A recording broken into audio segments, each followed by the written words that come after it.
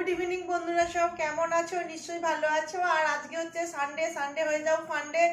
আর Sunday এখন সন্ধ্যাবেলা এখন 7:30 বাজে। 7:30টার সময় তোমাদের কাছে এসেছি।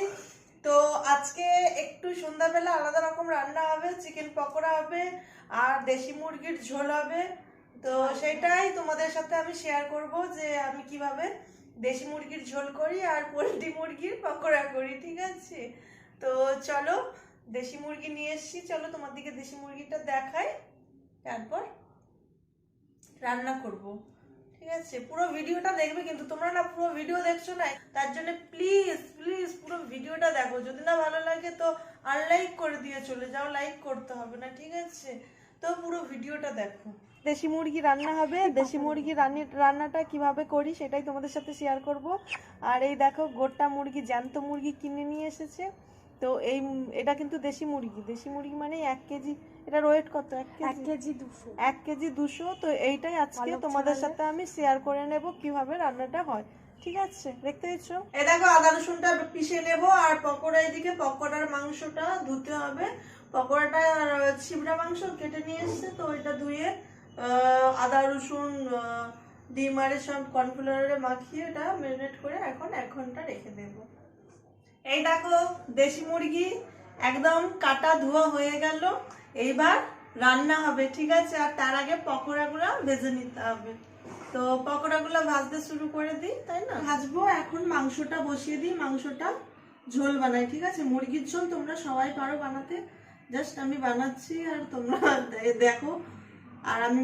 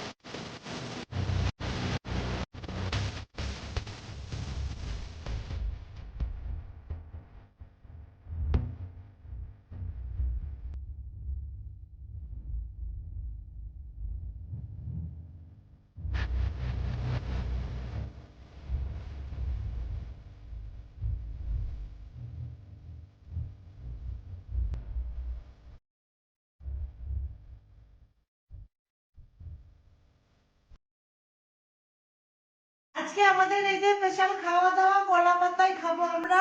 দেখো, কলা পাতায় খাওয়ার জন্য ভাত বাড়ছি।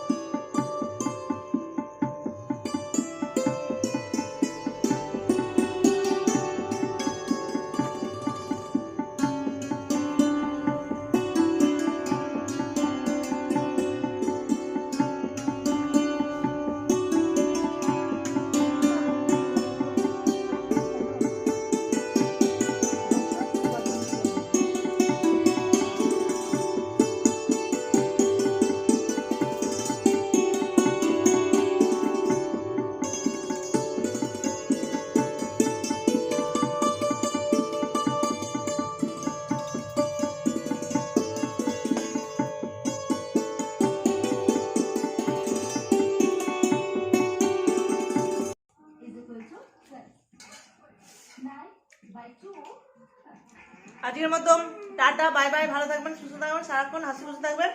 এখন আমাদের কিন্তু মিষ্টি দইও আছে, চাটনি আর পাঁপড় ভাজা নেই। ঠিক আছে, মিষ্টি দইটা পরে খাবো। তো এখনো তো